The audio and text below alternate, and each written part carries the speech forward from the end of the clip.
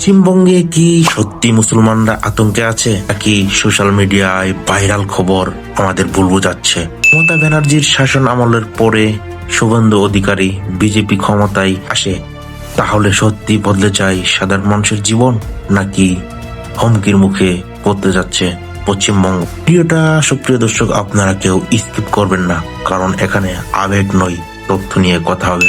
চলুন ভিডিওটি শুরু করা যাক। আপনার কাছে প্রশ্ন, বিজেপি সরকার এলে মুসলিমরা কেন আতঙ্কিত? মুসলিমরা কি তাহলে পশ্চিমবঙ্গ ছেড়ে পালিয়ে যাবে?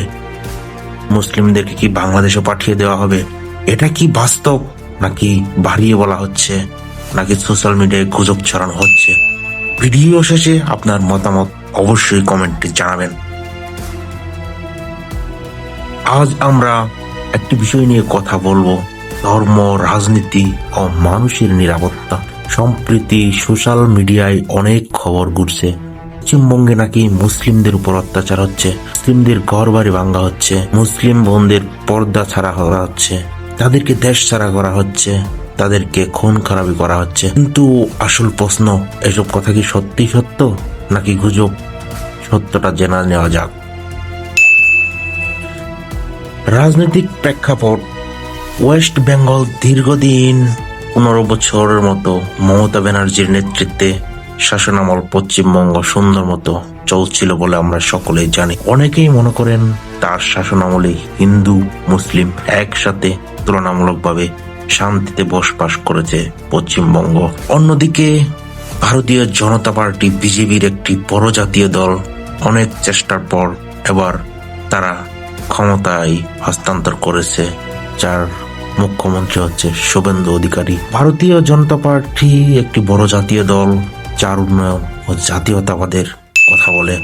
তবে সমালোচকরা বলেন এই দল অনেক সময় ধর্মীয় ইস্যু ব্যবহার করে রাজনীতি করে। আসলে কি সমালোচকরা একথা বলে, নাকি আমরা বাস্তবেই এই ধর্মীয় ইস্যু ব্যবহার করা নিয়ে রাজনীতি দেখি? যাক,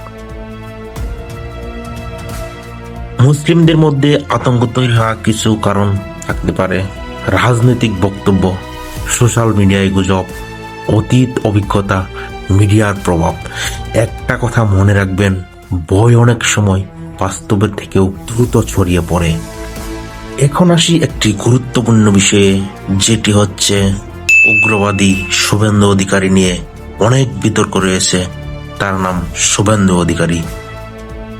শুভেন্দু অধিকারীকে কেউ শক্তিশালী নেতা মনে করেন, আবার কেউ তাকে বিতর্কিত বলেন, আবার কেউ তাকে উগ্রবাদী নেতা বলে থাকেন। আসলে এর পেছনে কারণ কি? অনেকে অভিযোগ করেন তার কিছু বক্তব্য মুসলিমদের বিরুদ্ধে কঠোর বা আক্রমণাত্মক হিসেবে ধরা হয়। কিন্তু এখানে একটা বিষয় বুঝতে হবে, রাজনীতিতে অনেক সময় এমন ভাষা ব্যবহার করা হয় যা সমর্থকদের কাছে তো মনে হয়, কিন্তু অন্যদের কাছে সেটা ভয়ও তৈরি করতে পারে। এমন বক্তব্য আসে রাজনীতিতে, ভোট রাজনীতি, সমাজে মেরুকরণ তৈরি, ভাইরাল হওয়ার জন্য ছোট ক্লিপ ছড়ানোই হচ্ছে এরকম উগ্রবাদী বক্তব্য। ব্যালেন্স সত্য, সব বক্তব্যই অফিসিয়াল নীতি না। অনেক কিছু অতিরঞ্জিত হয়ে যায়, আবার কিছু বক্তব্য সত্যি বিতর্কিত করে। তাই পুরো প্রেক্ষাপট না জেনে সিদ্ধান্ত নেওয়া ঠিক না। ধর্মভিত্তিক বিভাজন। যখন বলা হয় এই ধর্ম ভালো ওই ধর্ম খারাপ, তখন কি হয়? হিন্দু মুসলিম আলাদা হয়, ভয় বাড়ে, আত্মবিশ্বাস তৈরি হয়। সবচেয়ে বড় কথা, এটা মানবতার বিরুদ্ধে যায়। বাস্তবতা বনাম গুজব। সব খবরই সত্যি না। কিছু বিচ্ছিন্ন ঘটনা ঘটতে পারে, কিন্তু পুরো রাজ্যে অশান্ত সৃষ্টি করেছে এটাও আবার প্রমাণিত নয়। কিছু মানুষ ভয় পেতে পারে, কিন্তু সবাই আতঙ্কে থাকে না, এটাও আবার ঠিক নয়। সোশ্যাল মিডিয়ার সব কিছু বিশ্বাস করে চলা যাবে না। মমতা ব্যানার্জির আমলের তুলনা। অনেকেই বলেন মুখ্যমন্ত্রী মমতা ব্যানার্জির সময় ছিল হিন্দু মুসলিম সকলে একসাথে শান্তিতে ছিল। এটা একদম সত্য কথা। তবে এটাও সত্য, প্রত্যেক সরকারের সমালোচনা থাকে, সবকিছু নিখুঁত ছিল এটাও বলা ঠিক না। কিন্তু অনেক সাধারণ মানুষের অভিজ্ঞতাই সামাজিক সহাবস্থান তুলনামূলকভাবে স্থিতিশীল ছিল।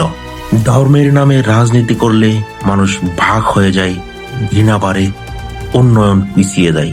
রাজনীতি যদি মানুষকে আলাদা করে তাহলে সেটা রাজনীতি না, সেটা হবে বিভাজন। শেষে একটা কথা, ধর্ম আমাদের শান্তি শিখায়, ঘৃণা না।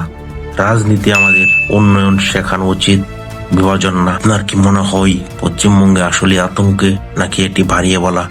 কমেন্টে জানান, কারণ সচেতনা শুরু হয় আলোচনার মাধ্যমে।